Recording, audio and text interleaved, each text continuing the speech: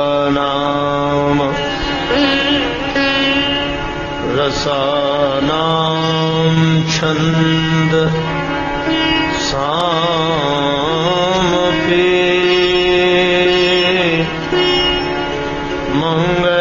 मंगलानाम च कर्तारौ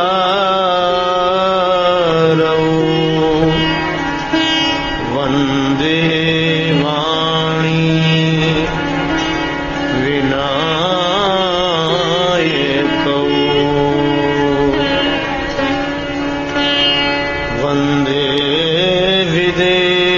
तनया पदपुण्डरीकम्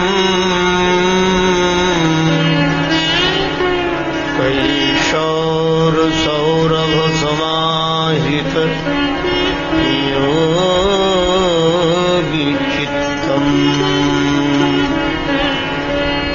हन्तुं त्रतापमनिशम् मुनिहंस सेव्यम् सन्मानशालि परिपीत परागपुण्यम्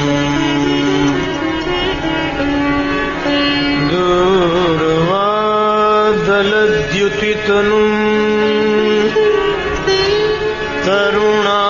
तरुणाब्जने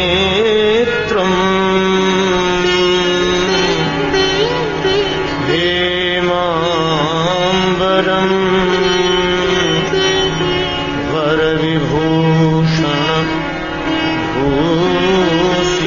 भूषितांगम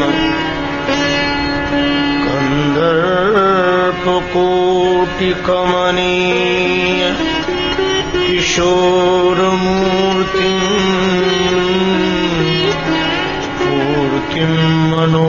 मनोरथभुवाम भज जानकीशम्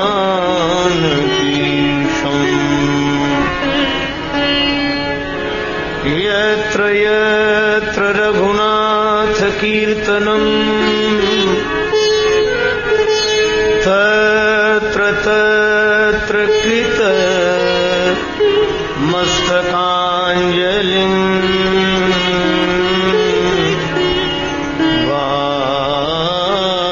वास्ववारि परिपूर्णलोचनम् नमत राक्षसान्तकम्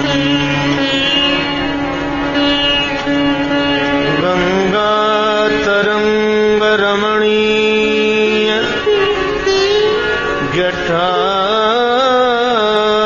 जटाकलापम् गौरी निरन्तर विभूषित वामभागम् नारायण प्रियमनंग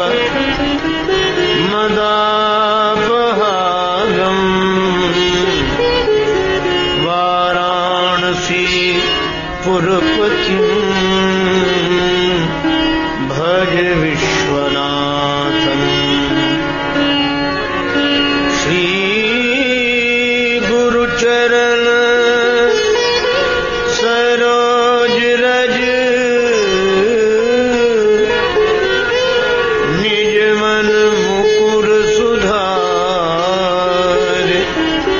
वर्णौ रघुवर विमल यश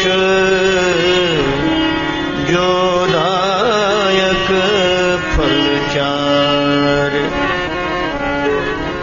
तुलसीदास जी के पद कमल बारंबार मनाय गुण गावूं सिय राम के हनुमत हो सहाय।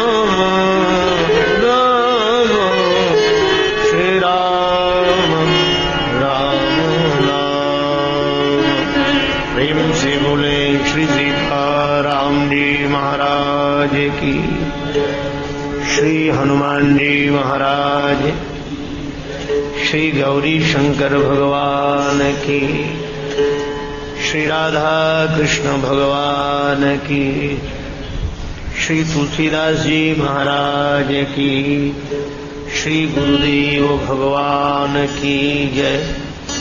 सब संतन की जय, सब भक्तन की जय। जय जय श्री सीताराम, जय जय श्री राधे श्याम। नमः पार्वती पतये, हर हर महादेव।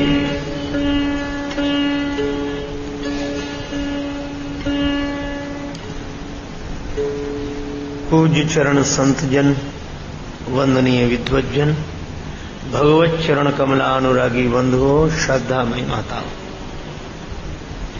श्री हनुमान जी महाराज की भावमयी उपस्थिति में उन्हीं की अकारण करुणा के कारण भगवान की भुवन पावनी गौरव गाथा का गायन श्रवण लाभ हम लोग प्राप्त करें, उसके पूर्व बड़े प्रेम से श्री भगवान नाम संकीर्तन मिलजुल कर मस्ती के साथ बोले। जय सिया राम, जय जय सिया राम,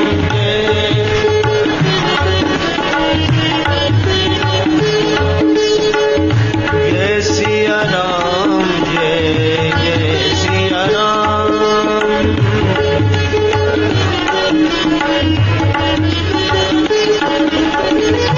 जय सिया राम, जय जय सिया राम,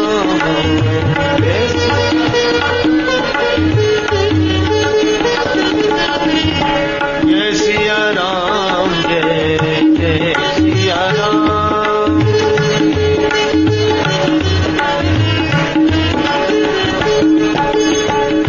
मंगल भवन अमंगल हारी, मंगल भवन उमा सहित जही जपत पुरारी, उमा सहित जही। जय सिया राम, जय जय सिया राम, जय सिया।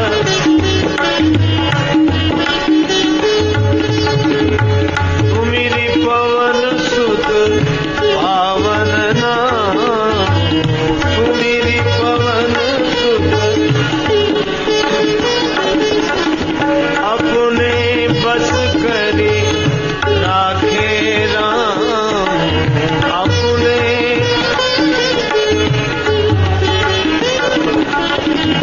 जय सिया राम, जय जय सिया राम।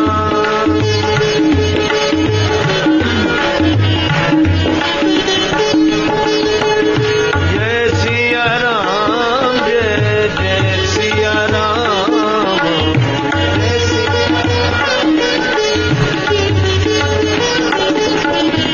जय सिया राम, जय जय सिया राम।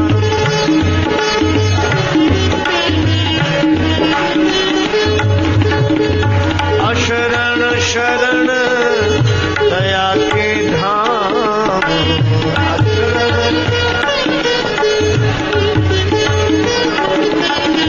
मुझे भरोसा तेरा नाम, मुझे।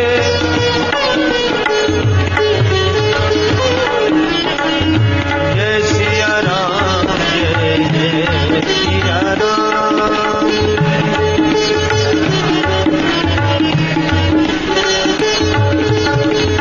करुणा कर अपना लो राम, करुणा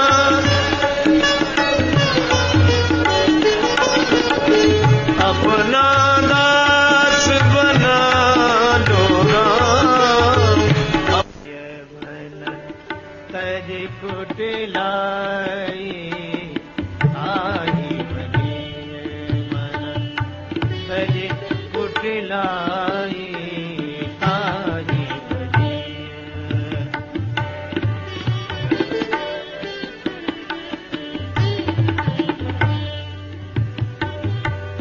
मन तजी कुटिलाई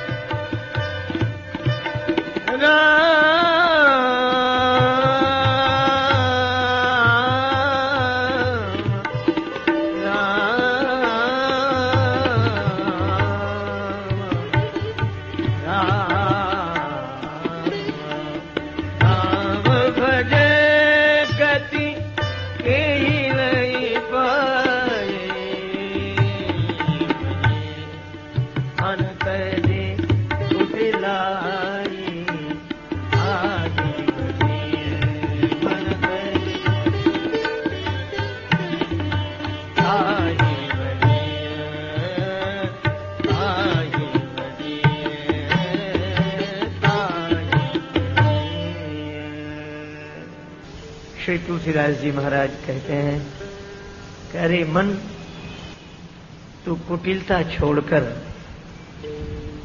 श्री राम का भजन कर। कौन ऐसा है जिसे श्री राघवेंद्र का भजन करने से सदगति न मिल गई हो। भजन की प्रेरणा देने वाली इस पावन पंक्ति का प्रभु कृपा से अभी गायन हुआ और इस भजन की पंक्ति की गायन की प्रेरणा मुझे स्वाभाविक रूप से होती है परमादरणीय भजन सम्राट श्री पुरुषोत्तम जी की उपस्थिति से। सचमुच भगवान में मन को सहजता से लगाने का साधन स्वर है, संगीत है। अगर भगवान कृपा कर दे तो राम भजे गति के ही नहीं पाई। कौन ऐसा है जिसको भगवान के भजन से सदगति न मिल गई हो।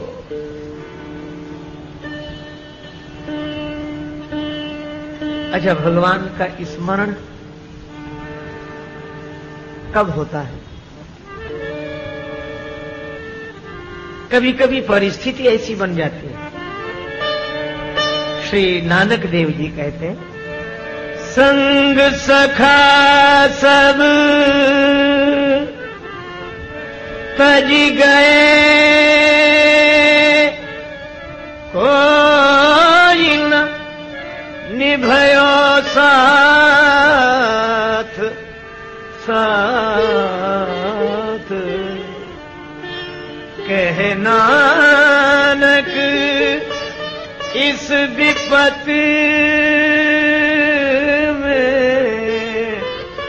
एक एक रघुनाथ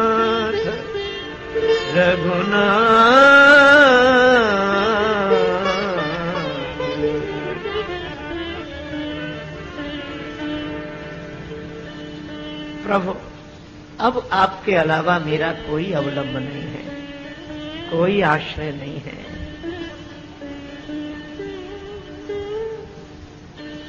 देवी अहिल्या के जीवन में यही स्थिति उत्पन्न हुई। ब्रह्मवश हुई भूल के कारण पति ने कुपित होकर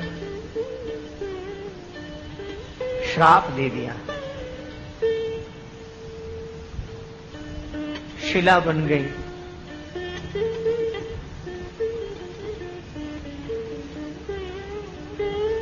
अहिल्या जी जहां शिला के रूप में रहीं,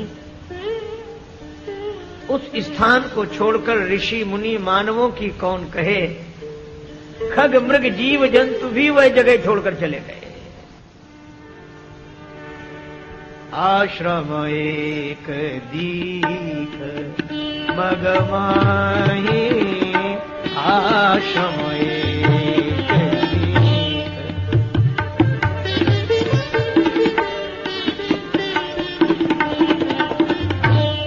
खग मृग जीव जंतु तहाँ नाही, खग मृग जीव जीव जंतु तहाँ नाही, आश्रम एक दीख, आश्रम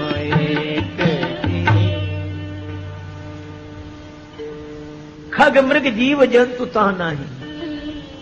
पक्षियों ने साथ छोड़ दिया, पशुओं ने साथ छोड़ दिया, जीव जंतु भी उस स्थान को छोड़कर चले गए जहां अहिल्या माता शिला के रूप में पड़ी हैं। सबने साथ छोड़ दिया।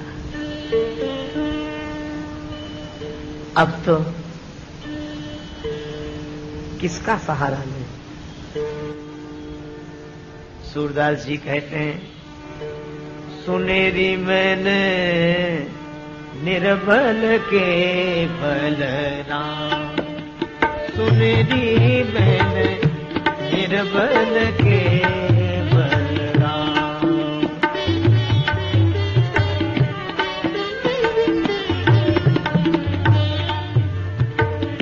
निर्बल के बलराम,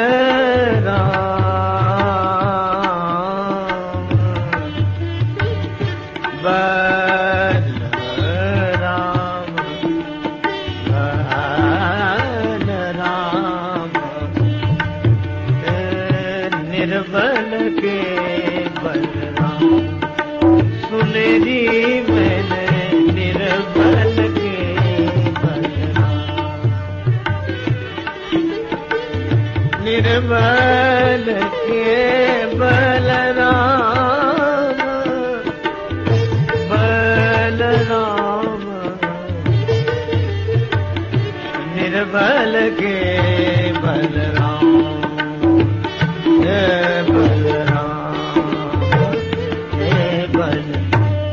भगवान निर्बल के बल हैं, पर कोई पुकारे तो। अहिल्या जी हृदय से पुकार रही हैं, प्रभु आपके अलावा मेरा अब कोई नहीं है। और प्रभु स्वीकार करते हैं, श्री हरि स्वीकार करते हैं सदा जब दिल से होती है। मगर मुश्किल तो ये है, बात ये मुश्किल से होती है। हृदय से पुकारे कोई भगवान को। अहिल्या जी कहती है कि प्रभु मैं तो पत्थर की शिला हूं, मैं आपके पास चलकर नहीं आ सकती, मैं तो जड़ हूं, मैं तो असमर्थ हूं। लेकिन प्रभु क्या आप भी मेरे पास नहीं आ सकते? और फिर एक बात और है, आप कहां हैं मुझे यह पता नहीं है, पर आपको तो पता है कि मैं कहां हूं। इसलिए अब आप ही आ जाओ, करुणा करो, कृपा करो।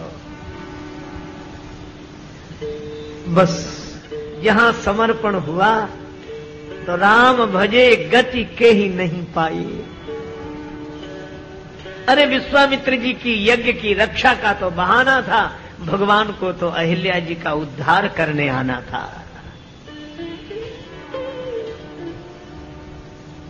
आगे आगे विश्वामित्र महामुनि, पाछे से लक्ष्मण अतुल बली, भजु दशरथ नंदन जनक लली, भजु दशरथ नंदन जनक लली।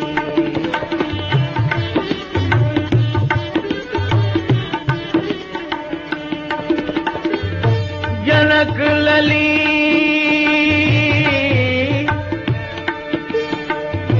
जनक लली जय जनक लली, भजु दशरथ नंदन जनक लली, भजु दशरथ नंदन जनक लली।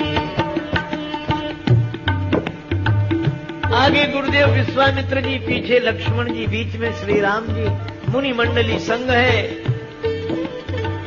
आश्रम एक दीख मग माही, खग मृग जीव जंतु तानाही, पूछा मुनि शिला प्रभु देखी, सकल कथा मुनि कही विसेखी, जनक लली जय जनक लली, भजु दशरथ नंदन जनक लली, जनक लली।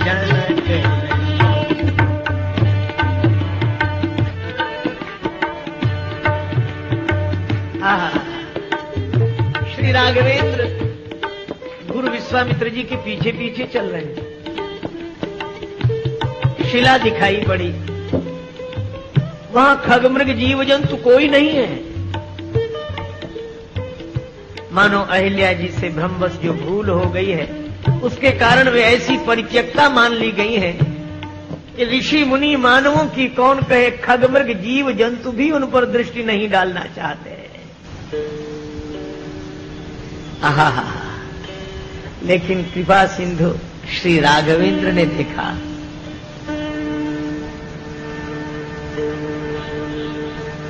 तुलसीदास जी कहते हैं, पूछा मुनि शिला प्रभु देखी, पूछा मुनि शिला प्रभु देखी, पूछा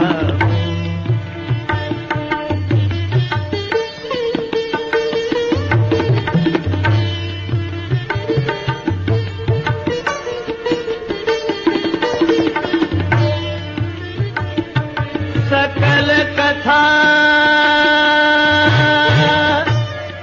मुनि मुनि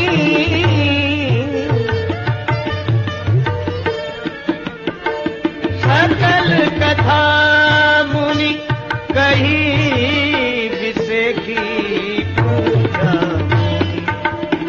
शिला प्रभु देखी,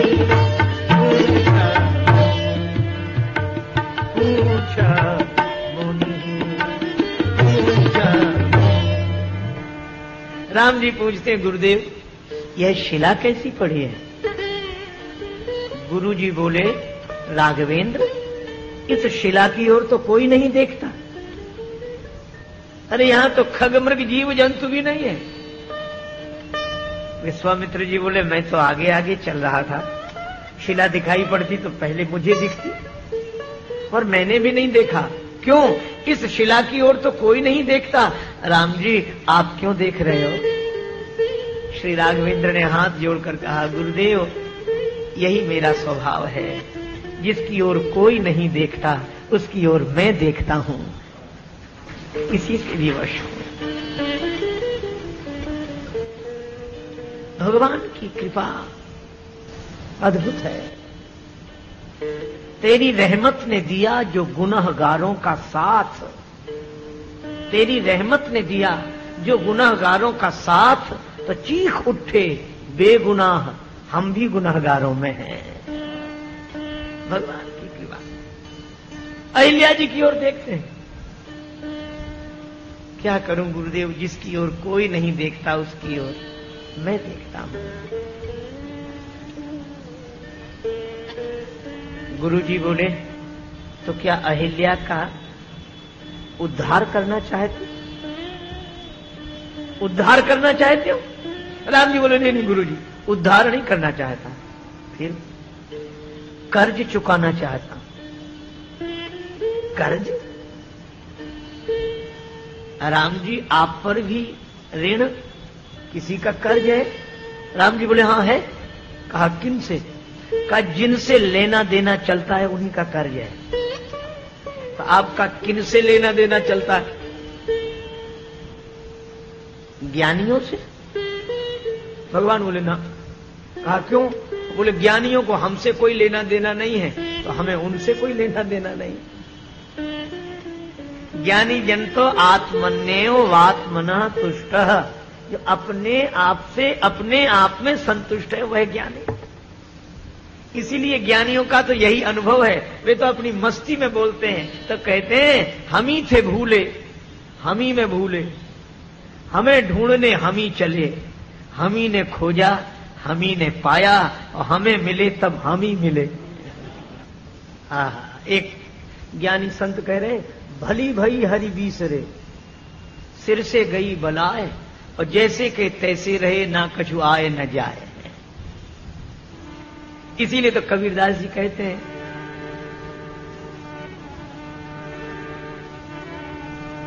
कछु लेना न देना मगन रहना, कछु लेना न देना मगन रहना,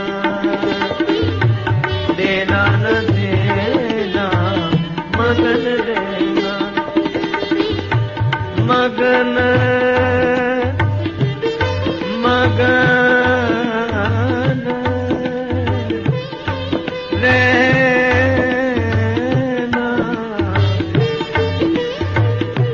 मगन रहना, रहना, लेना न देना मगन रहना।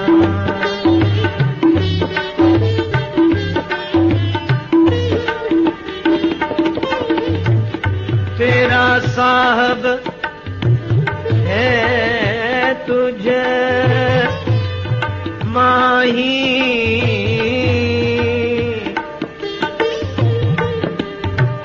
देख सखी खोल दो नैना, कछु लेना न देना मगन रहना,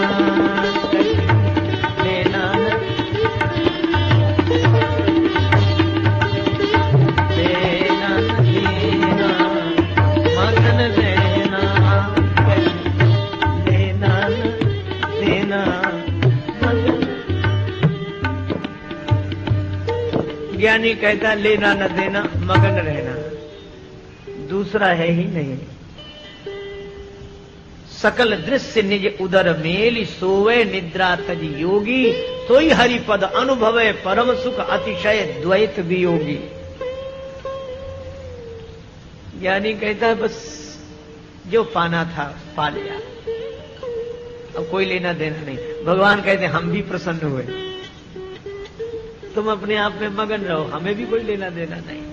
अच्छा, तो भगवान आपका लेना देना किन से चलता है? भगवान बोले भक्तों से। भक्तों से? हाँ, एक भक्त से हम लेते हैं, दूसरे को दे देते हैं। किसी ने श्री कृष्ण भगवान से पूछा कि आपने द्रौपदी जी का चीर बढ़ा दिया इतना कि अनंत हो गया, कहां से आया? श्री कृष्ण बोले हमारे पास थोड़ा ही था, हमने एक भक्त से लिया, दूसरे को दे दिया। क्या आशय है आपका? श्री कृष्ण बोले हमने गोपियों का चीर चुरा लिया और द्रौपदी जी का चीर बढ़ा दिया, एक से लिया। भक्तों से हमारा लेना देना चलता रहता है। विश्वामित्र जी बोले तो आज किसके लेन देन की बात कर रहे हैं? श्री राघवेंद्र बोले गुरुदेव बहुत पहले एक भक्त हुए हैं। कौन? श्री प्रहलाद जी। प्रहलाद जी से उनके पिता हिरण्यकश्यपु ने कृपाण निकालकर पूछा। काढ़ी कृपाण, श्री तुलसीदास जी इसकी व्याख्या करते हैं। तलवार वो जिसमें एक तरफ धार हो, और कृपाण वो जिसमें दोनों तरफ धार हो। काढ़ी कृपाण, कृपा न, उसका नाम है कृपा न। कृपा न इधर कृपा न उधर कृपा। काढ़ी कृपाण, कृपा न कहूं। पूछा राम कहां, भगवान कहां है?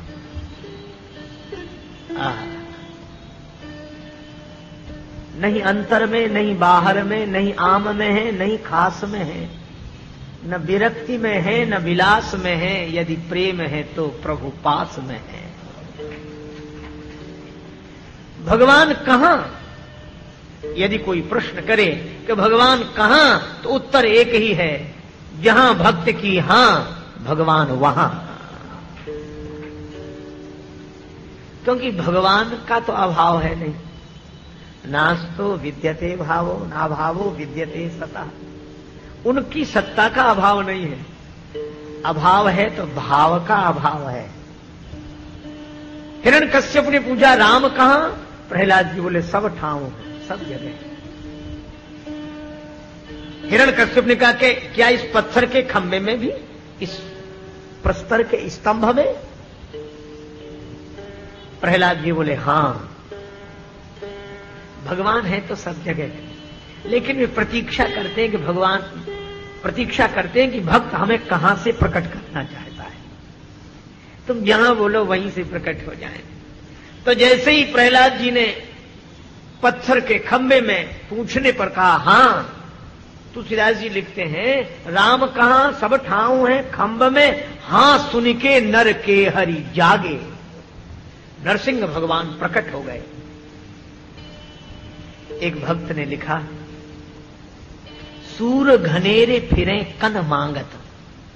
अनेकों सूरदास भजन गाकर भिक्षा मांगते मिल जाएंगे। सूर घनेरे फिरे कन मांगत, पै पद सूर सो स्वाद कहां है? सूरदास जी की वाणी का स्वाद कहां? करताल मंजीर बजावती हैं, पर मीरा मतवारी सी याद कहां है? सिया राम कथा कितनों ने लिखी, पर तुलसी सरसी मर्याद कहां है? और नरसिंह बसे प्रतिखंभन में, पर काढ़ीवे को प्रहलाद कहां है? न पत्थर के खंभे कहीं गए हैं, न भगवान कहीं गए हैं। अगर कोई नहीं है तो प्रहलाद नहीं, प्रहलाद जी हो। प्रेम बदो प्रहलाद ही को, जिन पाहन ते परमेश्वर काढ़े। श्री तुलसीदास जी कहते हैं कि जिस दिन से नरसिंह भगवान प्रहलाद जी के लिए पत्थर के खंभे में से प्रकट हो गए, बस उसी दिन से प्रीत प्रतीत जगी तुलसी, तब ते सब पाहन पूजन लागे। उस दिन से प्रेम और प्रतीत ऐसी हो गई कि पाषाण प्रतिमाओं का पूजन प्रारंभ हो गया। तो आज श्री राघवेंद्र ने गुरु विश्वामित्र जी से कहा कि गुरुदेव, एक भक्त ने मुझ भगवान को पत्थर के खंभे में से प्रकट कर दिया। एक भक्त ने मुझ भगवान को पत्थर के खंभे में से प्रकट कर दिया। तो राम जी बोले मैं कैसा भगवान जो पत्थर की शिला में से एक भक्त भी प्रकट न कर सकूं? और कितना मधुर संकेत है कि भक्त ही है जो पत्थर में भी परमात्मा को प्रकट कर देता है। प्रेम की बात जमाने से निराली देखी, प्रेम की प्रेम से फल फूलती डाली देखी। प्रेम शैतान को इंसान बना देता है, प्रेम पत्थर को भी भगवान बना देता है। भक्त का प्रेम पाषाण में प्रभु को प्रकट कर देता है, और भगवान की कृपा पाषाण जैसे हृदय में भी भक्ति की भागीरथी को प्रकट कर देती है। पत्थर जैसा हृदय हो, भगवान की कृपा से पिघल जाता है। एक कवि ने बड़ी अच्छी पंक्तियां कही। उसने कहा कि लोग कहते हैं कि संगे दिल के आंख से आंसू नहीं आते। जो पाषाण हृदय है उसके नेत्र सजल नहीं होते। लोग कहते हैं कि संगे दिल के आंख से आंसू नहीं आते। अगर यह सच है तो दरिया क्यों निकलते हैं पहाड़ों से? फिर नदियों का जन्म पर्वत से क्यों हो? पर्वत से भी झरना फूट सकता है, कोई पिघलाने वाला चाहिए। पाषाण हृदय में भी भक्ति की भाव धारा फूट सकती है, भगवान की कृपा चाहिए। विश्वामित्र जी अहिल्या जी की कथा सुनाने लगे।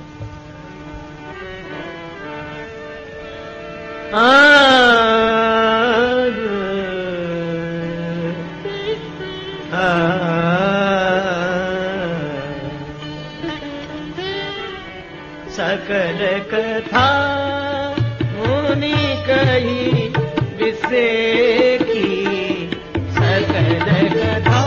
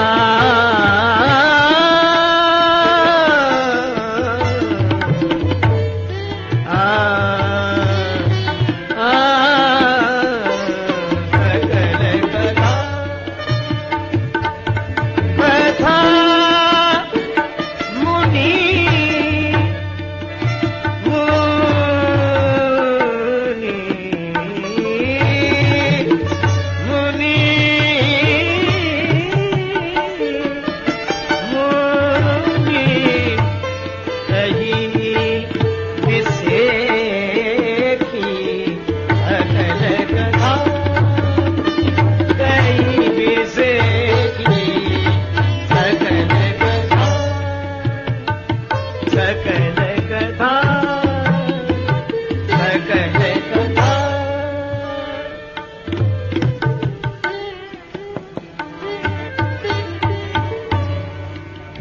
विश्वामित्र जी ने कथा सुनाई अहिल्या जी की। लक्ष्मण जी ने जो सुना, गुरुदेव इस बेचारी की भूल क्या थी? इंद्र छद्म वेश धारण करके आया गौतम ऋषि के रूप में, यह बेचारी क्या करती? और इस अनजान अवस्था में हुई भूल के लिए पति ने कुपित होकर शाप दे दिया और कहा यह अहिल्या से कि तुमने विचार नहीं किया। पर शाप देने में गौतम ऋषि ने कहां विचार किया? पाषाणी बना दिया। तो यह इस बेचारी की व्यथा है कि कथा है? विश्वामित्र जी बोले लक्ष्मण है तो व्यथा। गुरुदेव फिर आप इसे कथा क्यों कह रहे हैं? अगर यह व्यथा है तो फिर इसे कथा क्यों कह रहे हैं? गुरुजी बोले लक्ष्मण है तो यह व्यथा, पर यह तो सोचो इस व्यथा को सुन कौन रहा है? कहा कि सुन तो श्री राम रहे। गुरुजी बोले इसीलिए मैं इसे कथा कह रहा हूं। क्यों? बोले जिस व्यथा को सुनने के लिए भगवान तैयार हो जाएं तो वह व्यथा भी कथा बन जाती है। जिस जिसकी व्यथा भगवान ने सुनी वह कथा बन गई।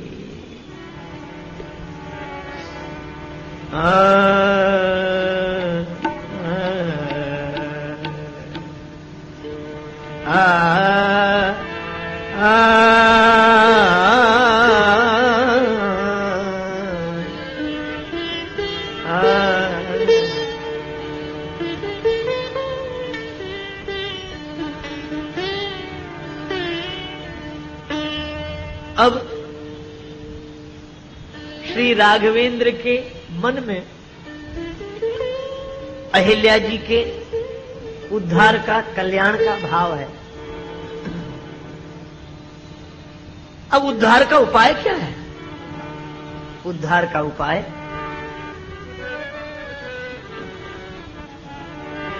प्रथम भगति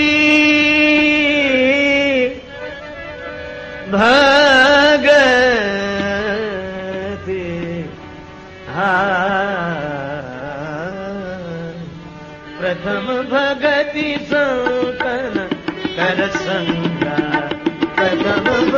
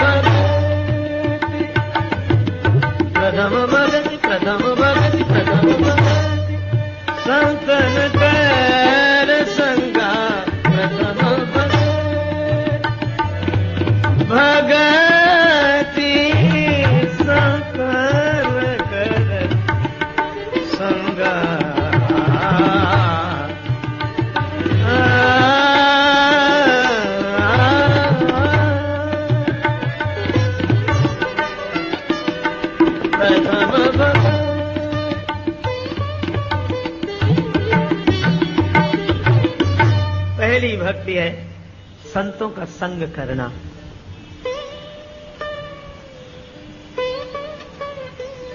बड़ा लाभ है। वृंदावन के सुप्रसिद्ध संत श्री माधवदास जी श्री जगन्नाथपुरी में निवास कर रहे थे। नित्य भिक्षा के लिए जाएं। माधवदास जी जिसके द्वार पर उपस्थित होते वही अपना सौभाग्य मानता। कुछ न कुछ संत को भिक्षा के रूप में देता। और एक वृद्धा माता थी, वो कुछ नहीं देती, गालियां देती। और माधवदास जी उसके द्वार पर रोज जाते हैं। किसी ने कहा कि बाबा वहां क्यों जाते हो? तो मैया तो कुछ नहीं देती। बाबा बोले वह तो वह देती है जो कोई नहीं देता। गाली देती है। अच्छा, उस वृद्धा की मन स्थिति परिस्थिति के कारण बिगड़ गई। उसके बेटे का विवाह हो गया था, बहुत दिन हो गए, पर उसके घर पौत्र का जन्म नहीं हुआ। वह सोचती थी बेटे के बेटा हो जाए। संसार का तो यही सुख है। और माधवदास जी रोज भिक्षा मांगने जाए और वह गालियां दें। एक दिन माधवदास जी हमेशा की तरह भिक्षा के लिए उसके द्वार पर उपस्थित हुए। वह कपड़े का पोता बनाकर लिपाई पुताई का काम कर रही थी। इतने में माधवदास जी ने कहा भिक्षा मिले, तो क्रोध में तो थी, गालियां देते हुए पोता फेंक कर मारा। महात्मा की छाती में लगा। और माधवदास जी मुस्कुराए कि चल मैया आज दिया तो कुछ, लेकिन अब हम भी बिना दिए नहीं जाएंगे। वृद्धा ने सोचा कि आवेश बस अपराध हो गया, अब महात्मा नाराज हो गए, श्राप न दे दे। पर माधवदास जी मुस्कुराते हुए बोले, संत माधवदास भी उत्तर इसी का देगा कि पोता अगर दिया है तो जा, पोता तुझे मिलेगा।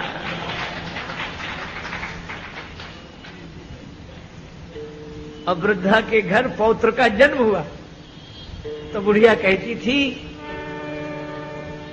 पोता दियो न प्रेम सो, रिस बस दीन हो मार, ऐसे पुण्यन सो सखी मेरे पोता खेलत द्वार। जो मैं ऐसे संत को देती प्रेम प्रसाद, तो घर में सुत उपजते जैसे ध्रुव प्रहलाद। और माधवदास जी ने क्या किया? उस वस्त्र खंड को ले गए, मिट्टी में सना हुआ, कीचड़ में लथपथ। महात्मा ने धोया, कीचड़ दूर किया, मिट्टी दूर की, साफ सुथरा बनाकर घी में डाल दिया। घृत में डालने के बाद फिर निकाला, वस्त्र अत्यंत मुलायम हो गया था, शुद्ध हो गया था। फाड़ कर बत्ती बनाई, दिया जलाया, भगवान के मंदिर में रख दिया। वह वस्त्र खंड भी कह रहा था, धन्य है सतपुरुषों का संग, धन्य है सतपुरुषों का संग,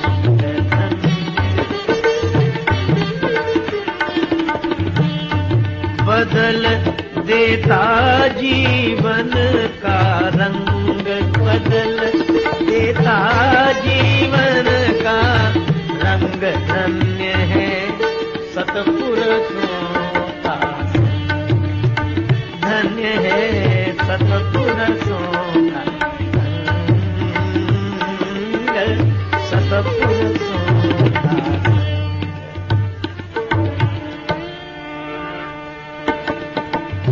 पोता में रोता था पड़ा, जहां रस यरूपी वो, चौके में फेरा जाता, मरते थे लाखों जीव। आ गया था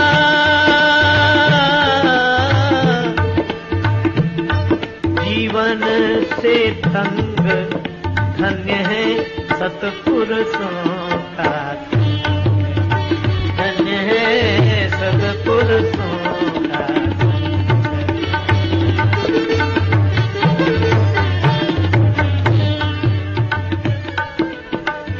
जल से धोकर साफ किया, फिर दीना घृत में डार, इसी तरह हरि मंदिर पहुंचा, देखा ठाकुर द्वार, बन गया बन गया बन गया पूजा का अर्धंग, बन गया पूजा का अर्धंग, धन्य है सतपुरुषों का संग।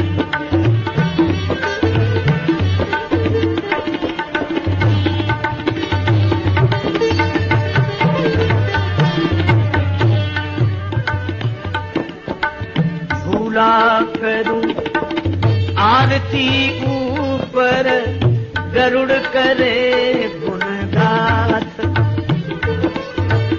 देते हैं मेरे प्रकाश में दर्शन दीनानाथ। असी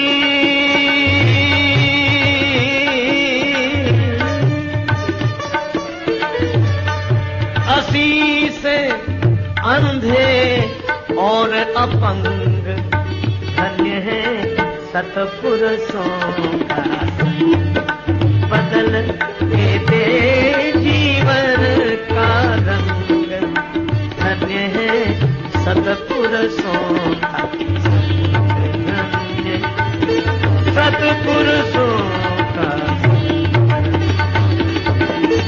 सतपुरुषों।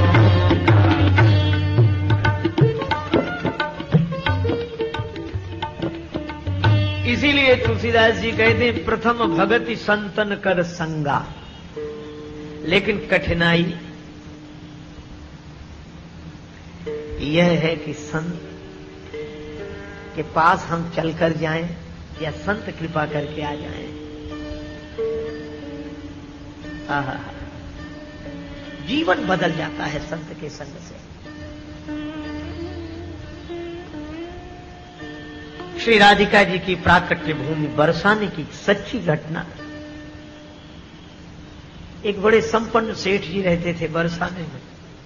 जो रस बरस रहो बरसाने, सो रस तीन लोक में नाए। पर उस बरसाने में रहने वाले सेठ जी भी अत्यंत दुखी। उनके जीवन में सब कुछ था, 3 बेटे, बेटों के विवाह हो गए, 3 बहुएं, आलीशान मकान, बाजार में शानदार दुकान। पर सेठ जी इसलिए दुखी थे कि उनके कोई बेटी नहीं थी। संत का दर्शन हुआ। सेठ जी ने अपने दुख का कारण बताया। संत बोले दुखी होने की आवश्यकता नहीं। जिस वस्तु का जीवन में अभाव हो उसकी जगह भगवान का भाव। सुनहु सेठ तुमको मिलो बरसाने को बात, यही नाते राधा सुता काहे रहत उदास। श्री राधिका जी को अपनी बेटी मान लो, तुम तो बरसाने के वासी हो। संत की कृपा, सेठ जी का सौभाग्य, राधा रानी का अनुग्रह, सेठ जी के मन में यह दृढ़ धारणा बैठ गई। संत ने श्री राधिका जी का एक चित्र मंगवाया। सेठ जी ने अपने कमरे में प्रतिष्ठित किया, बार बार प्रणाम किया, आंखों में आंसू भर आए। नियम बना लिया, दुकान पर जाते तो प्रणाम करके जाते, लौटते तो प्रणाम करते, राधे राधे करते सो जाते, जागते तो राधे राधे करते। जीवन बदल गया। अब तो कोई भी मिलता तो कहते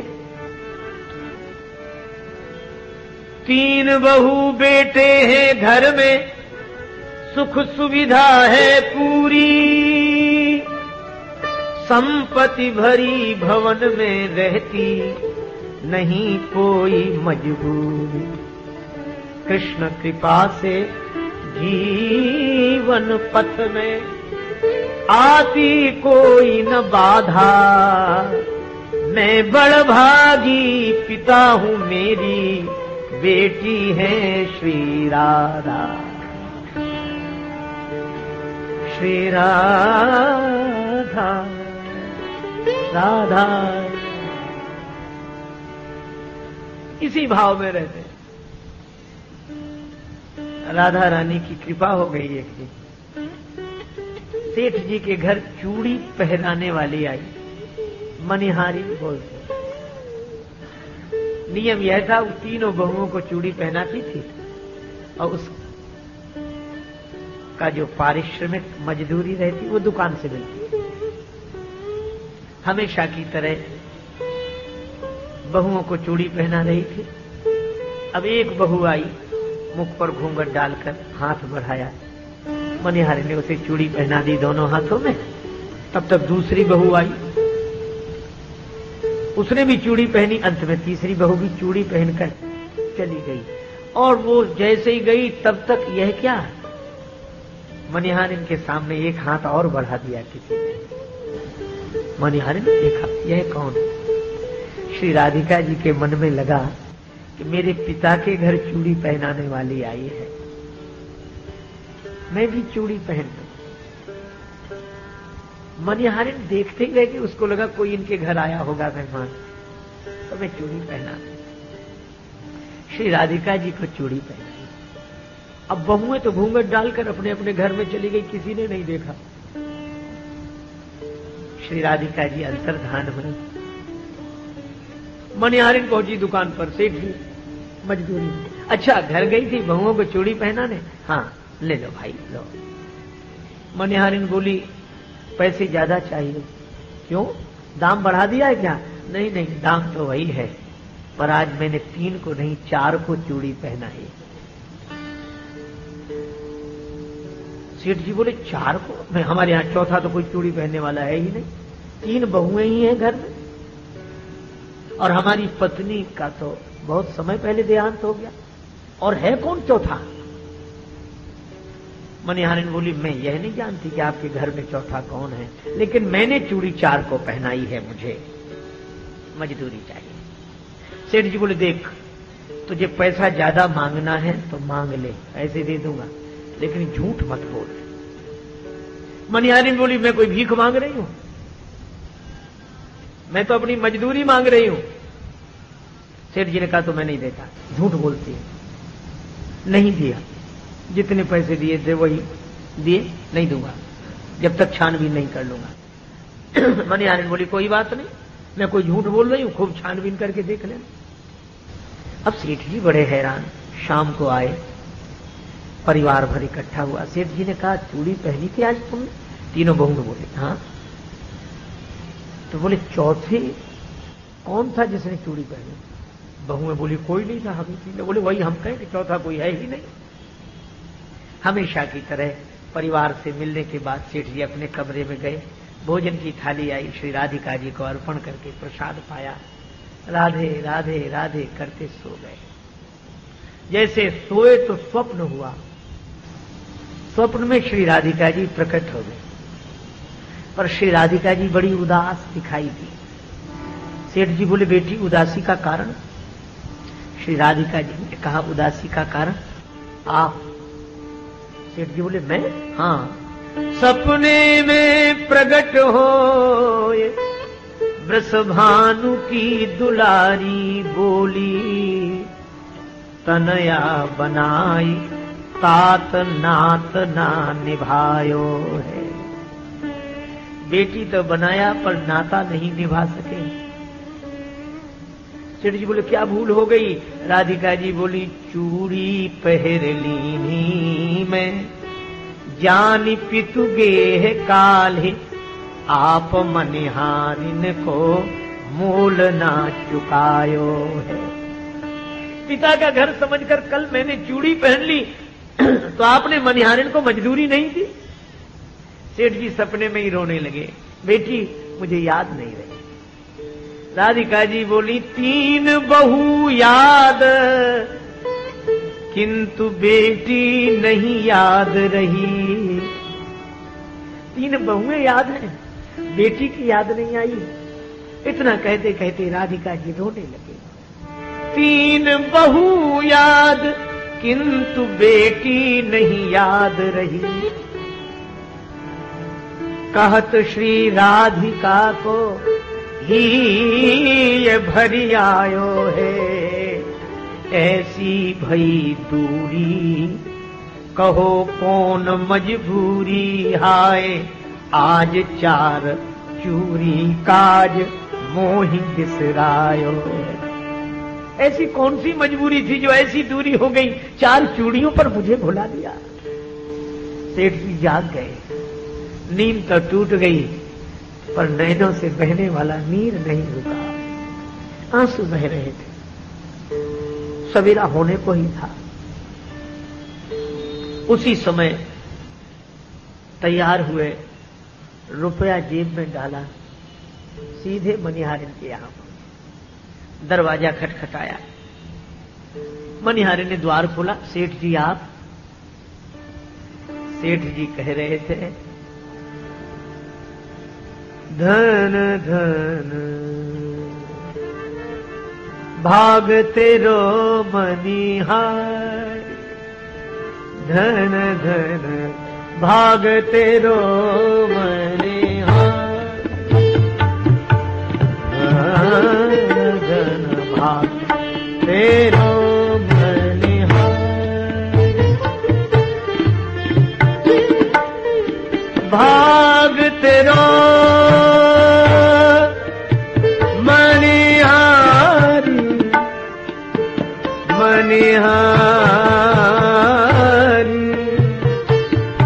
मनिहारी।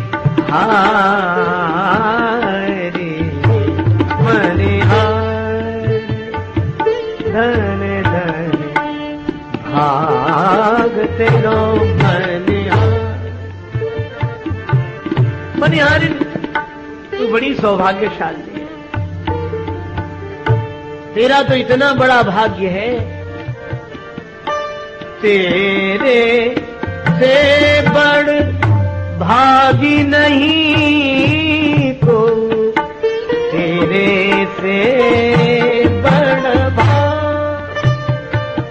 बड़ भागी नहीं को। संत महंत पुजारी धन धन भाग तेरो मनिहार,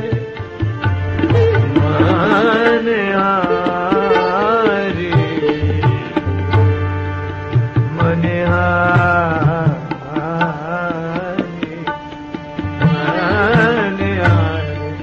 मनिहारी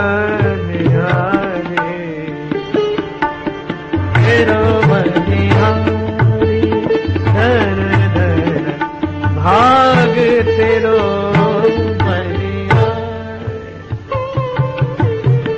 मनिहारिन बोली, मैं समझी नहीं हुआ क्या? सेठ जी आंखों में आंसू भर के बोले, मैंने मानी सुता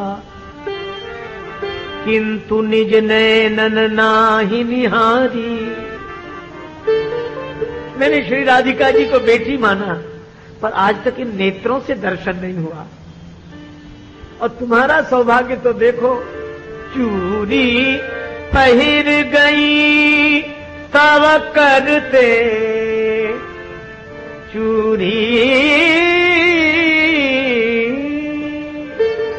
पहर गई तव करते,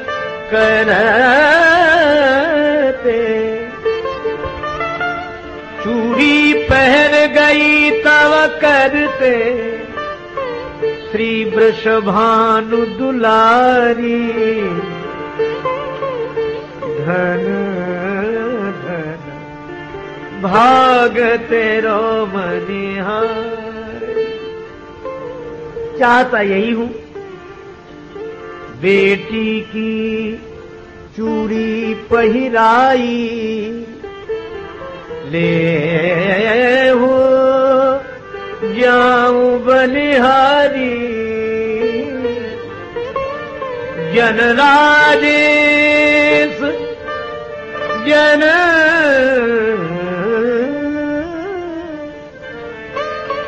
जनराजेश जोरी कर बिनवत, क्षमियो चूक हमारी, धन धन भाग तेरो मनिहार, धन धन भाग तेरो मनिहार,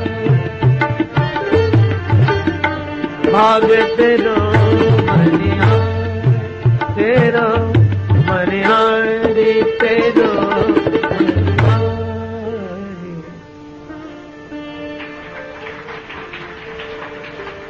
युगल नयन जलते भरे, मुखते कढ़े न बोल,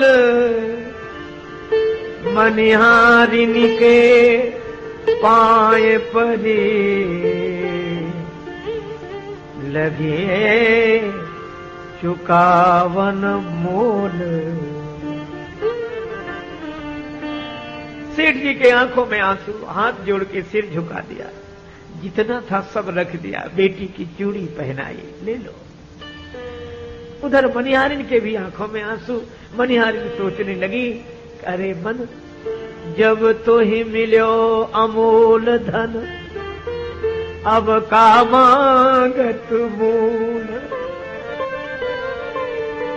रे मन मेरे प्रेम सो, श्री राधे राधे बोल, राधे राधे बोल।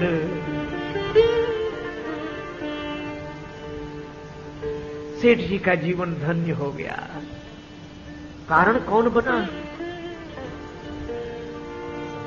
प्रथम भगति संतन कर संगा, प्रथम भगति संतन संतन कर संगा, संगा प्रथम भगति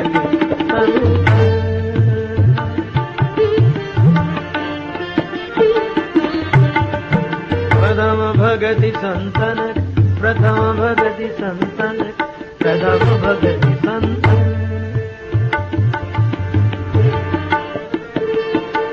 प्रथम भगति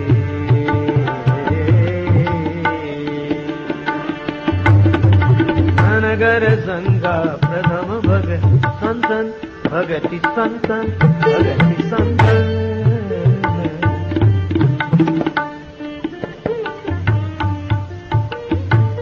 किंतु करुणाधनी भगवान श्री राम सोचने लगे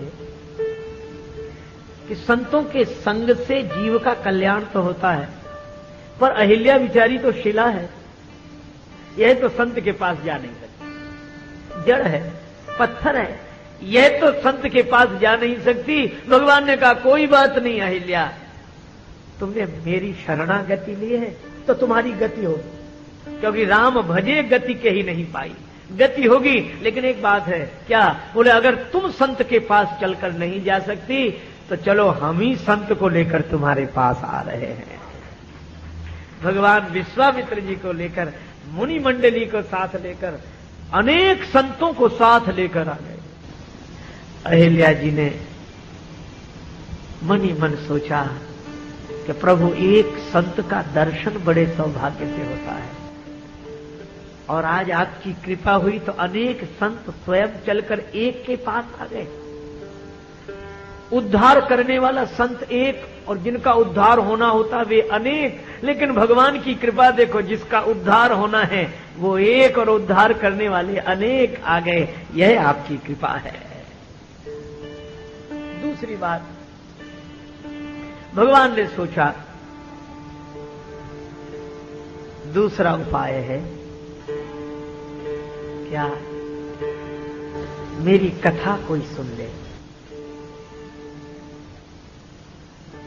दूसर रति मम कथा प्रसंगा, दूसर रति मम कथा प्रसंगा, दूसर रति मम कथा प्रसंगा,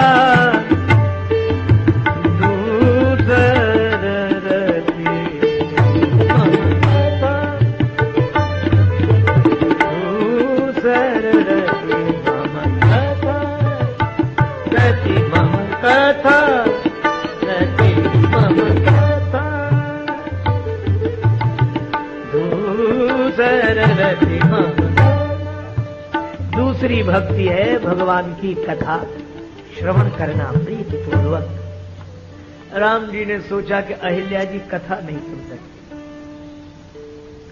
श्रवण ही नहीं है तो श्रवण क्या करें। भगवान ने कहा कोई बात नहीं, इसका भी उपाय ढूंढ लिया। क्या? अहिल्या, उनका तो कल्याण होता ही है जो मेरी कथा सुनते हैं, लेकिन जीव के कल्याण का एक उपाय और भी है। क्या? बोले वह तो परम सौभाग्यशाली है जो भगवान की कथा सुनता है, लेकिन उसके सौभाग्य का क्या कहना जिसकी कथा भगवान सुनते हो। तो अहिल्या जी से भगवान ने कहा कोई बात नहीं देवी, अगर तुम मेरी कथा नहीं सुन सकती हो तो चलो मैं ही तुम्हारी कथा सुन लेता हूं। इसीलिए गोस्वामी जी महाराज लिखते हैं, सकल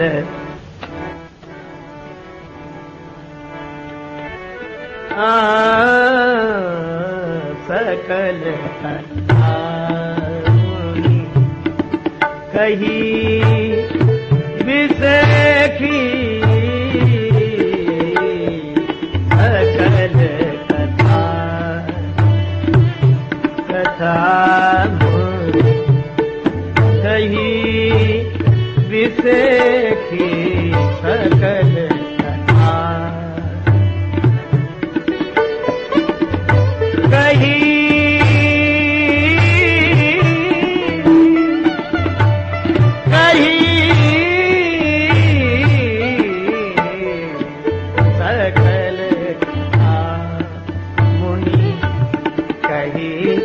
विसेखी विसेखे सकल कथा।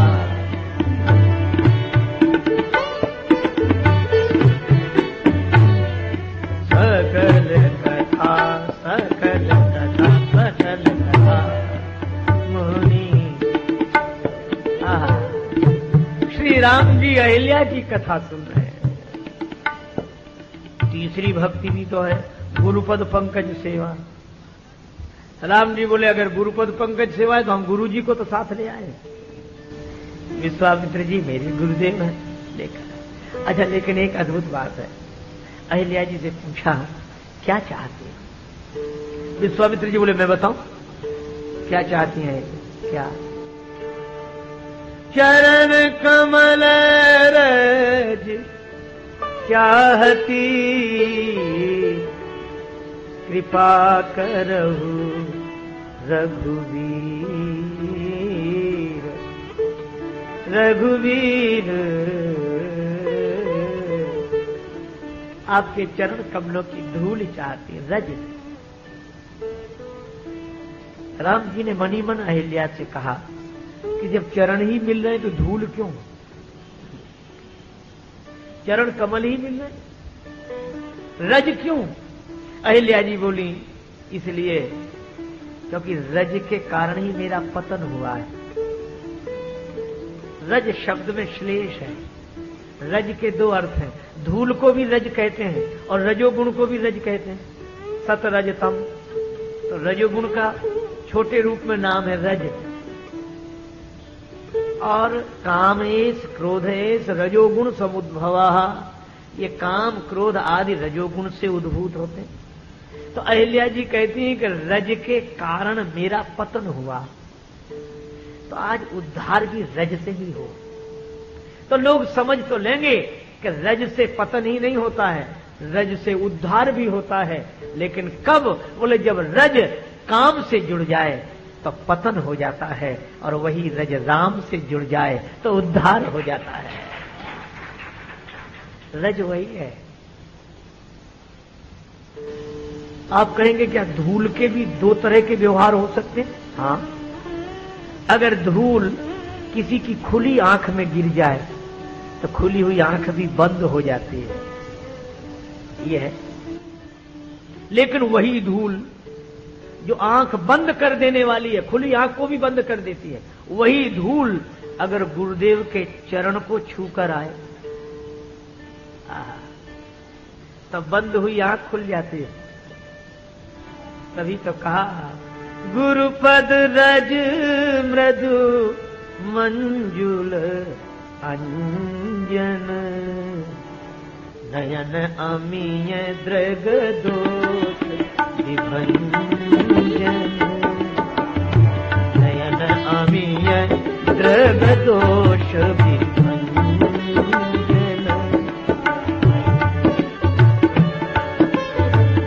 गुरुपद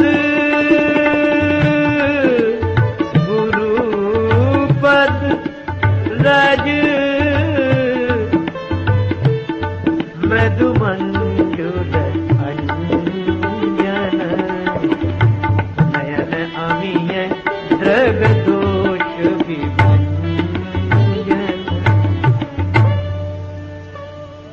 श्री गुरु चरण सरोज रज निज मन मुकुर सुधार, वरनौ रघुवर विमल जसु जो दायक फल चार। गुरुदेव की चरण से जुड़ जाने के बाद वही धूल आंख खोल देने वाली बन जाती है। गुरुदेव के चरण से जुड़ जाने के बाद वही धूल मन के दर्पण को साफ करने वाली बन जाती है। तो अहिल्या जी बोली कि जब गुरुदेव के चरण की ऐसी महिमा है तो राम जी के चरण से जुड़ी हुई धूल उद्धार क्यों नहीं करेगी? इसलिए चरण कमल रज चाहती कृपा करहु रघु।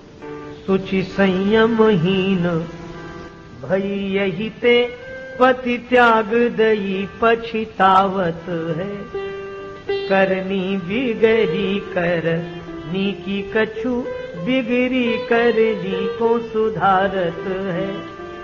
तन ते मुनितीय शिलासी भई, मन ते नहीं और निहारत है।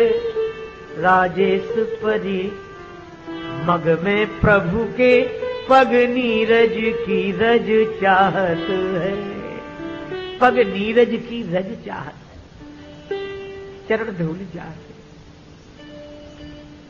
भगवान ने कहा अगर हम उद्धार करें तो किसी भी तरह से कर सकते हैं। कैसे? राम जी ने जिसकी ओर देख दिया उसका उद्धार हो गया। क्यों? देखो एक बात आपको बताएं कि मिट्टी की मूर्ति के अंग प्रत्यंग मिट्टी के ही बने होते हैं। पाषाण प्रतिमा के अंग प्रत्यंग पाषाण के। जिस धातु की मूर्ति होगी उस मूर्ति के अंग उसी धातु के होंगे। पर राम जी मालूम किस धातु के बने हैं?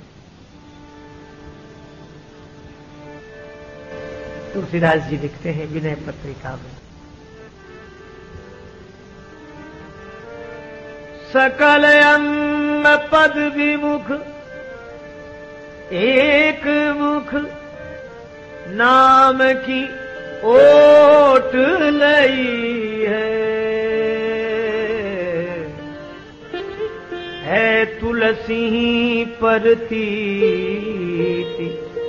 एक प्रभु मूर्ति कृपामयी, कृपामयी।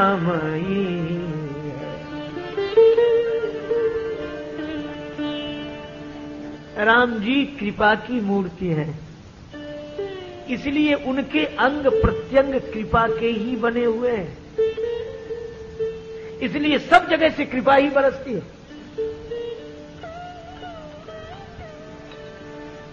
देखी राम सकल कपि सेना, देखी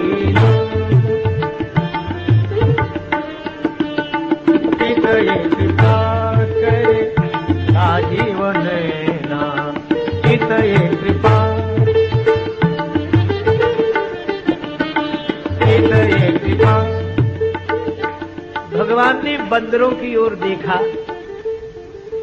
तुलसीदास जी कहते चितये कृपा करे, नेत्रों से देखने तो कृपा बरसने लगती है, हाथ रखते तो कृपा बरसती है। कर परसा सुग्रीव शरीरा, तन भा कुलिश गई सब पीरा।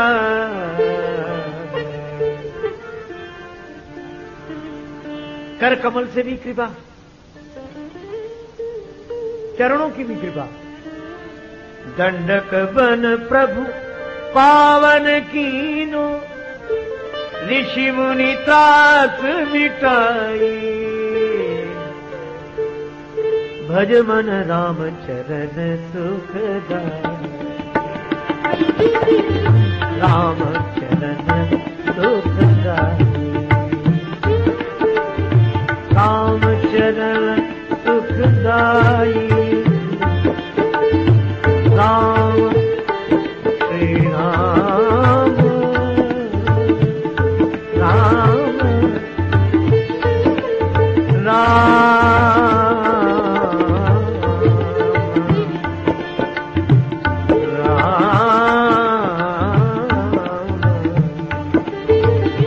राम चरण सुखदाई। भज मन राम चरण सुखदाई, चरण सुखदाई, चरण सुखदाई। चरणों की भी कृपा। दंडक बन प्रभु कीन सुहावन। कर से भी कृपा बरसती है, नेत्रों से भी कृपा बरसती है, चरण से भी कृपा बरसती है और वाणी से भी कृपा। बोले वचन भगत भय भंजन, भगत भय भंजन। बोले वचन भगत भय भंजन। वचन भी भक्त का भय भंजन करने वाले। वाणी से भी कृपा, श्रवण से भी कृपा। भगवान के श्रवण कान भी कृपा करते हैं। किसी पर कृपा की, हाँ, मुझे चित्रकूट की वह घटना याद आई। भगवान श्री राघवेंद्र, श्री जानकी मैया, श्री लक्ष्मण जी चित्रकूट में हैं। कोल भील उनके दर्शन के लिए आए। कंदमूल फल भरी भरी दोना, पत्ते के दोने में कंदमूल फल रख लिए। नेत्रों में प्रेम जल भरा है। राम जी के दर्शन की उत्कंठा है। भागे जा रहे हैं। किसी ने पूछ दिया कि रोज तो किसी न किसी को लूटने जाते थे, धनुष बाण लेकर,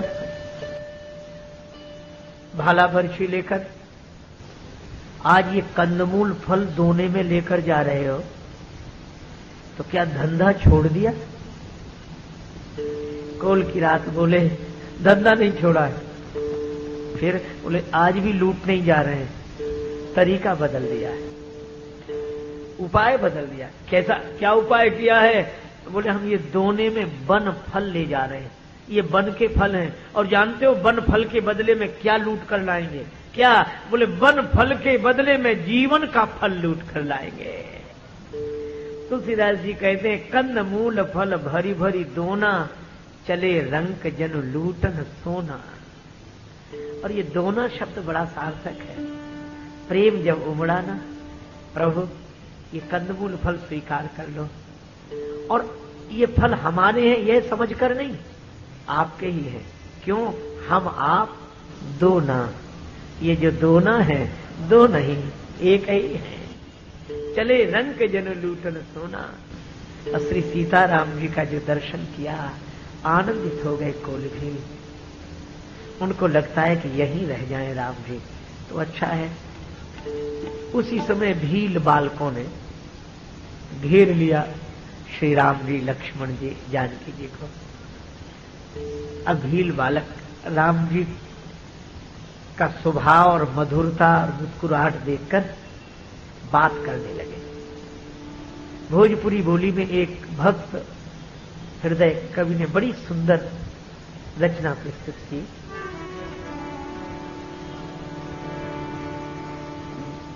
श्री राघवेंद्र से कहते हैं वे,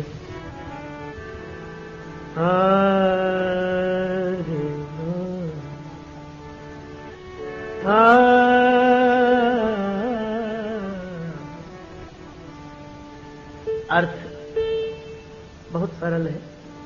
हम बनवासी, हम बनवासी, कोल भील के बिटुआ, कोल भील के बिटुआ रउआ, राजा बाबू हउआ रउआ, राजा बाबू हउआ रउआ। हम बनवासी कोल भील के बिटुआ, कोल भील के बिटुआ रउआ, राजा बाबू हउआ रउआ, राजा बाबू हउआ रउआ।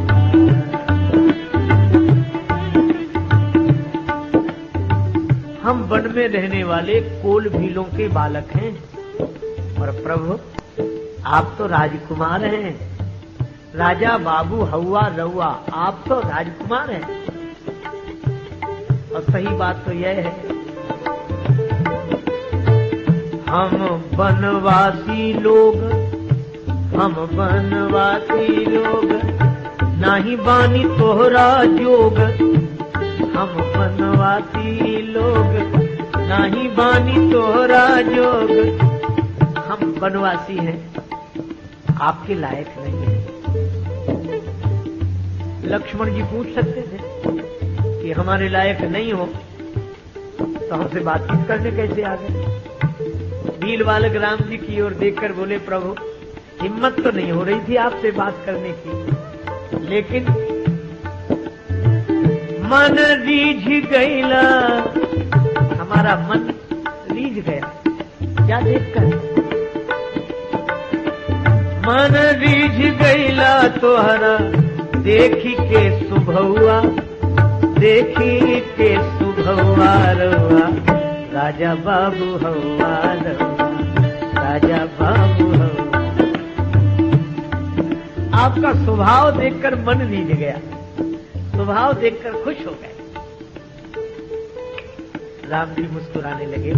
श्री राघवेंद्र को प्रसन्न देखा तो भील बालक बोले, हमें बड़ा संकोच है इस बात का खिलाई का पिलाई, कहवा आसनी लगाई का खिलाई का पिलाई, कहवा आसनी लगाई। आपको क्या खिलाएं, क्या पिलाएं, कहाँ ठहराएं, तुम्हारे पास कुछ नहीं है? भील बालक बोले, है तो पर आपके लायक नहीं है।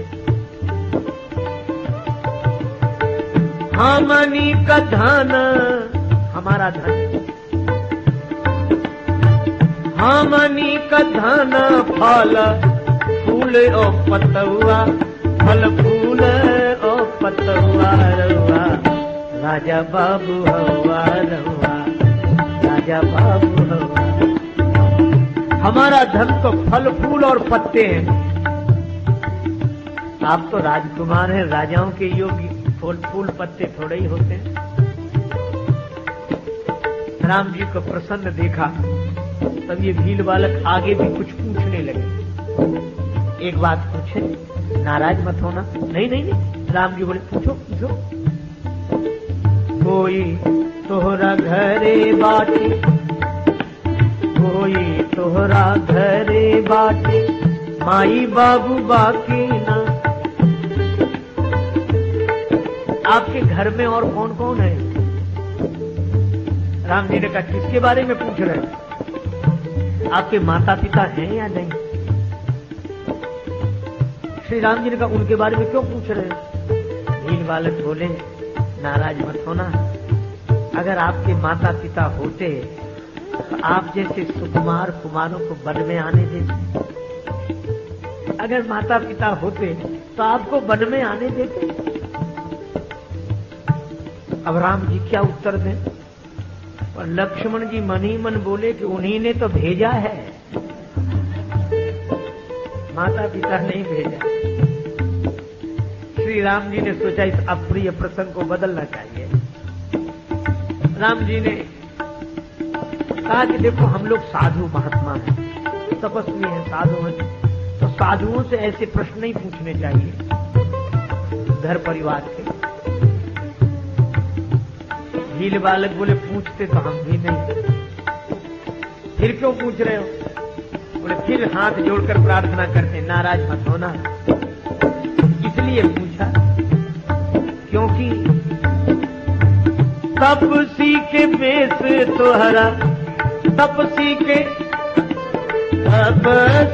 बेस तोहरा लागता बनौआ, लागता बनौआ रउआ राजा बाबू हवा रउआ राजा बाबू हवा।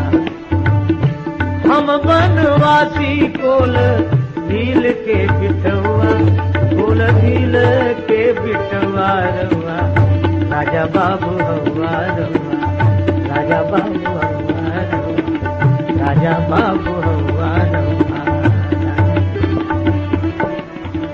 राजा बाबू हवा रउआ। आपका ये साधु वेश है, ये बना हुआ लगता है।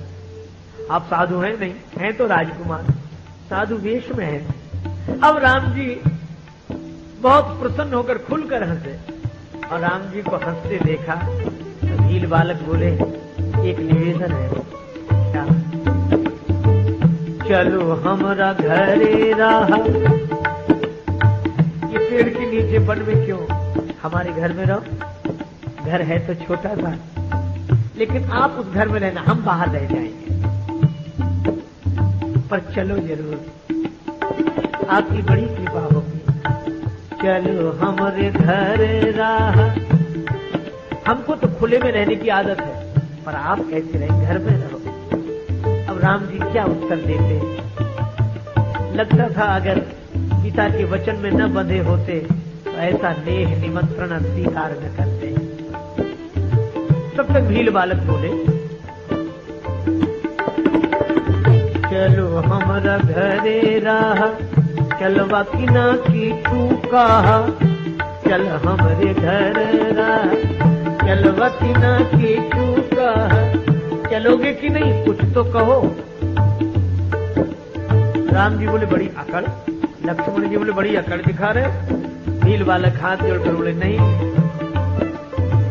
मर्जी बात तुहार, मर्जी बात तुहार, किचू नाही बात बउआ, किचू नाही बात बउआ रउआ, राजा बाबू हवा रउआ, हम बनवासी बोल भील के बिटुआ, बोल भील के बिटुआ रउआ, राजा बाबू हवा रउआ, राजा बाबू हवा।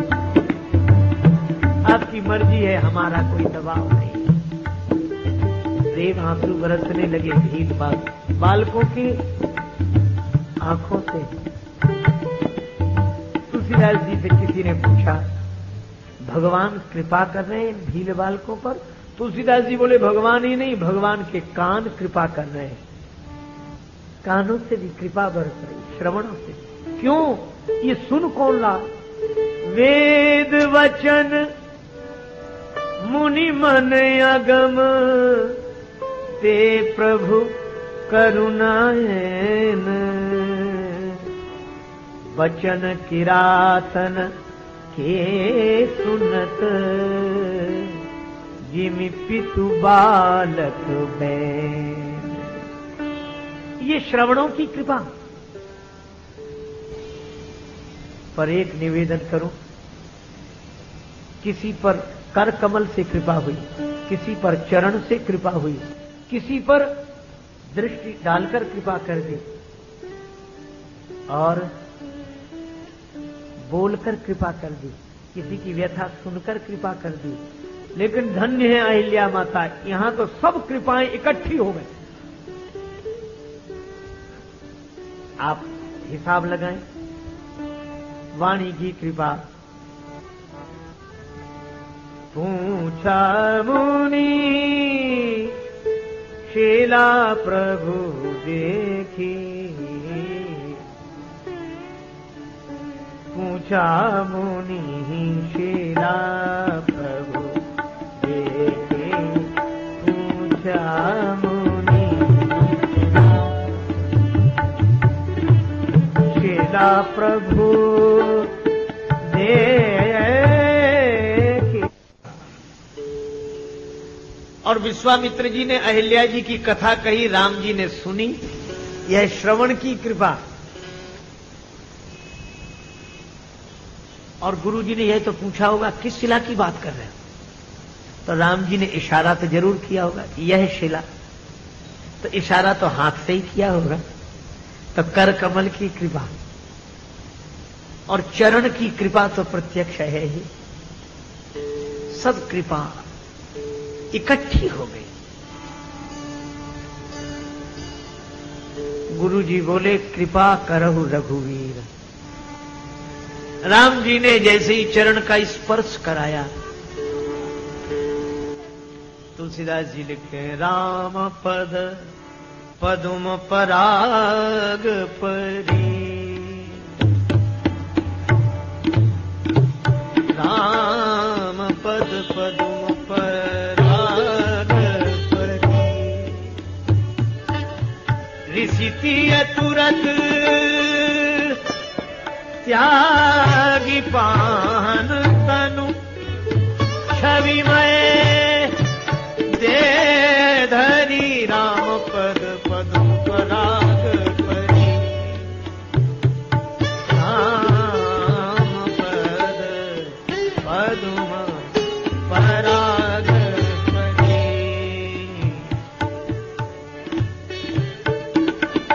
ऋषितीय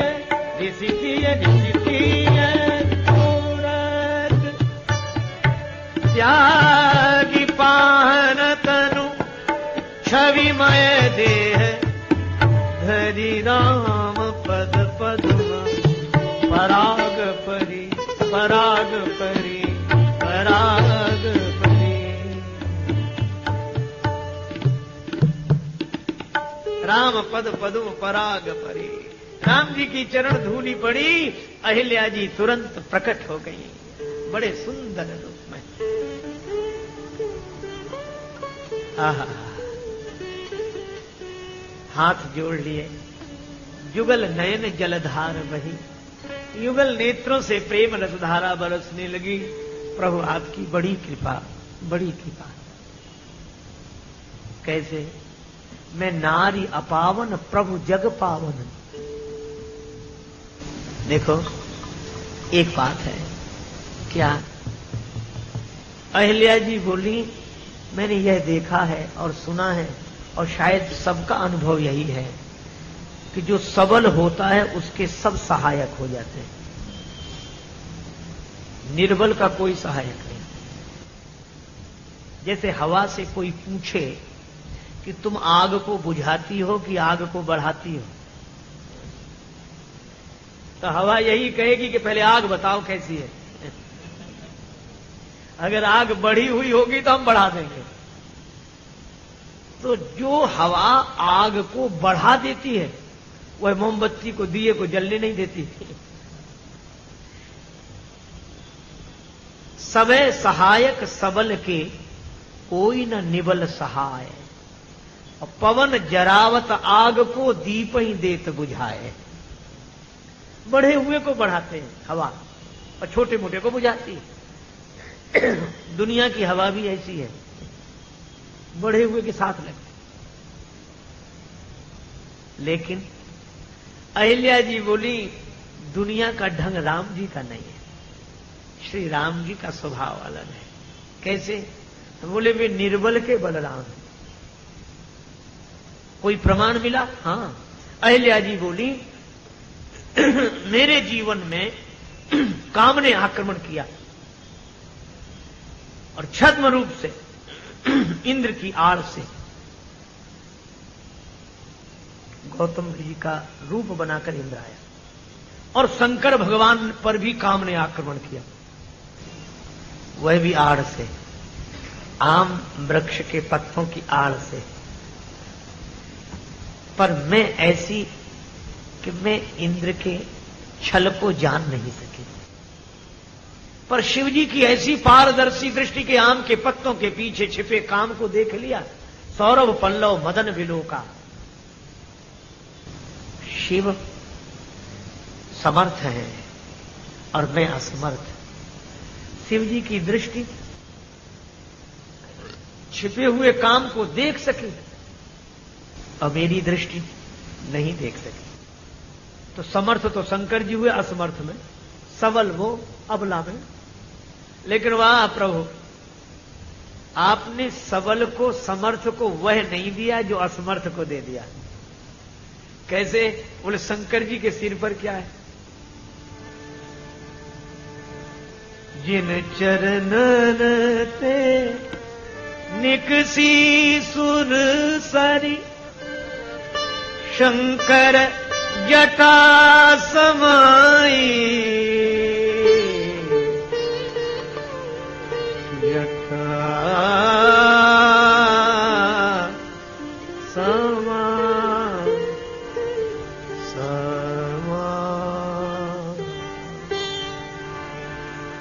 शंकर जटा समाई।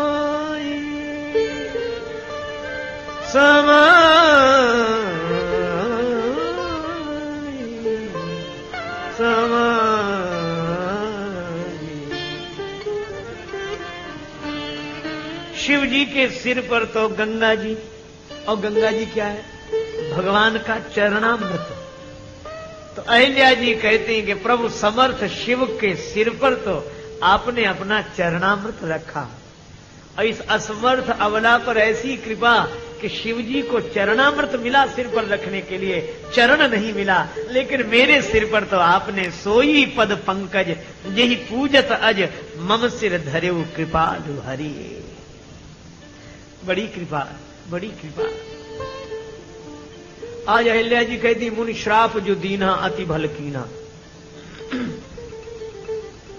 एक प्रश्न प्रायः बुद्धिवादी लोग पूछते हैं। एक सज्जन मुझसे कहने लगे कि आपके सनातन धर्म के जो पुराण हैं, जो सदग्रंथ हैं, उनमें जो ऋषि मुनियों की चर्चा है, जिनको आप महापुरुष कहते हो, बोले वे तो साधारण आदमी जैसे भी नहीं दिखाई देते। हमने कहा क्यों?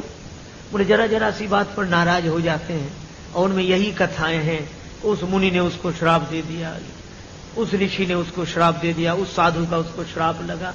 तो बोले आपके ये ऋषि मुनि साधु सब श्राप ही देने का काम करते थे, और जरा जरा सी बात पर श्राप, जरा जरा सी बात पर श्राप, और उनको आप महापुरुष कहते हो। अरे सामान्य आदमी भी इतनी जल्दी क्रोध में नहीं आता। ये तो मानो मौके की तलाश में रहते थे कि मौका मिले और श्राप दे। मैंने उनसे निवेदन किया कि कथा को पूरी तरह पढ़ना चाहिए। बोले पूरी तरह पढ़ने का मतलब? हमने कहा जिन जिन कथाओं में आपने यह पढ़ा कि ऋषियों ने मुनियों ने श्राप दे दिया, और आपकी शिकायत है कि ऐसे जल्दी उत्तेजित हो जाने वालों को आप महापुरुष कैसे कहते हैं, तो मैं यह कहता हूं उन्हीं कथाओं में आप कोई एक ऐसी कथा बताओ कि जिसमें मुनि ने जिसको श्राप दिया हो और उसे भगवान न मिल गए हो। एक कथा बता। बोले हाँ ये बात तो है, श्राप मिलता है, फिर उसको श्राप से मुक्त करने के लिए भगवान आते हैं। हमने कहा इसीलिए हम इन्हें महापुरुष कहते हैं। जिनका श्राप भगवान से मिला देता है, उनके वरदान की महिमा क्या होगी, इस दृष्टि से सोचना चाहिए।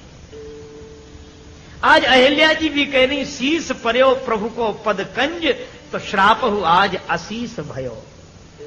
मुनि श्राप जो दीना अति भल कीना, परम अनुग्रह में माना, देखे भरी लोचन हरि भव मोचन, यही लाभ शंकर जाना।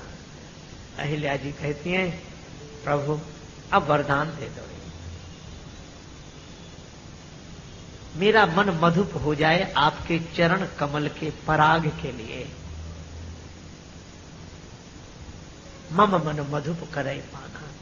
अहिल्या जी को वरदान मिला, जो अति मन भावा सो बर पावा, गए पति लोक आनंद भरी। बस एक बात और, अहिल्या जी तो आनंदित होते हुए गई, राम जी उदास हो गए। जिसका उद्धार हुआ वो प्रसन्न, और जिसने उद्धार किया वह उदास।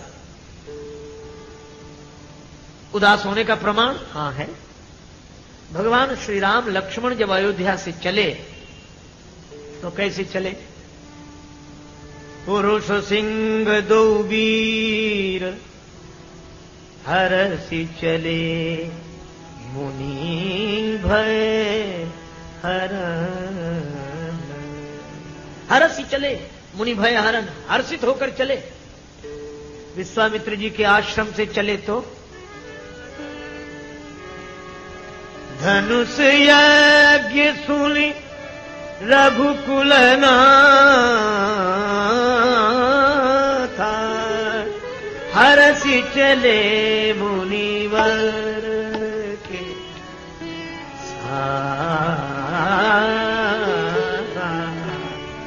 हरसि चले। लेकिन अहिल्या उद्धार के बाद हरसि नहीं है, चले राम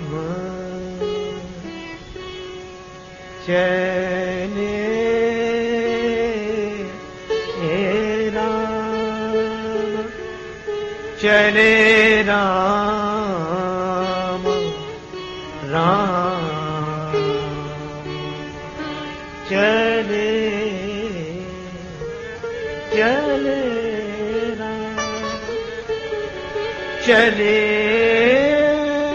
राम राम चले। हर्षित नहीं, चले। उदास हो गए, क्यों? उत्तर मिला विनय पत्रिका में, सुन सीतापति शील स्वभाव। श्री राघवेंद्र का शील भरा स्वभाव तो सुनो, कैसा? शिला शाप संताप विगत भई, परसत पावन पांव। राम जी के चरण का संस्पर्श पाके अहिल्या का उद्धार हो गया। लेकिन राम जी उदास हो गए। क्यों? दई सुगति सोना हेरी हरस ही है, चरण छुए पछिताओ। राम जी ने गति दी अहिल्या को, इसकी प्रसन्नता नहीं है। राम जी को लगता अहिल्या एक तो देवी, दूसरे ऋषि पत्नी, लीला बसी सही, हमें इसके सिर पर चरण रखना पड़ा, पाप हो गया है। इस देवी के चरणों में तो हमें सिर रखना चाहिए था। यह है राम जी की सोच, राम जी का स्वभाव। राम जी को लगता है प्रायश्चित कर लो पाप का। प्रायश्चित करने कहां गए? तीर्थ में गए, जहां जग पावनी गंगा। तो तीर्थ में पहुंचे, तीर्थ का महत्व सुना, गादी सुन सब कथा सुनाई, यही प्रकार सुरसरी मही आई। उसके बाद स्नान, तब प्रभु ऋषि ने समेत नहाए, फिर दान, विविध दान मही देवन पाए। और जब पाप का प्रायश्चित हो गया तब हरसी चले मुनि वृंद सहाया। यह है राम जी। अहिल्या जी की सदगति राम जी के कारण हुई। गृहते गवन परसि पद पावन, घोर श्राप ते तारी, ऐसे राम दीन हितकारी। और दई सुगति, अहिल्या को सुगति दी। किसने? भगवान ने। तुलसीदास जी बोले कि जब अहिल्या को सुगति मिल गई तो अरे मन, तुम्हें क्यों नहीं मिलेगी? अवश्य मिलेगी, क्योंकि राम भजे गति के ही नहीं भाई, राम भजे गति के आई, भजिय मन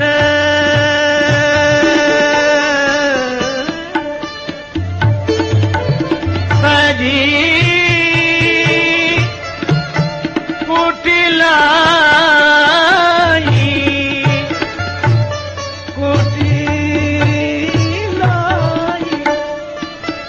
राम भजे गति के ही नहीं